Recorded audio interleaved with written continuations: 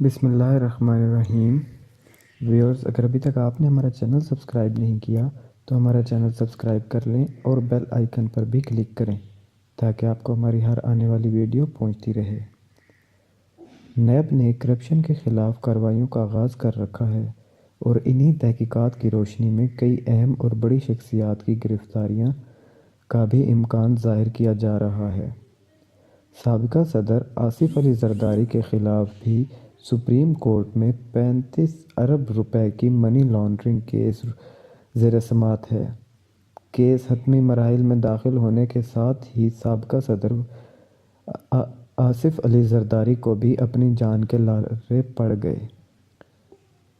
انہوں نے گرفتاری سے بچنے کے لیے وکلاء سے مشاورت کا آغاز بھی کر دیا ہے۔ تفصیلات کے مطابق سپریم کورٹ میں 35 ارب روپے کے مبینہ جعلی اکاؤنٹ کے ذریعے منی لانڈرنگ سے متعلق کیس کی جاری سماعت اور آصف علی زرداری کے گرد گھیرا تنگ ہونے پر آصف علی زرداری سینئر وکلاء سے مشاورت کر رہے ہیں۔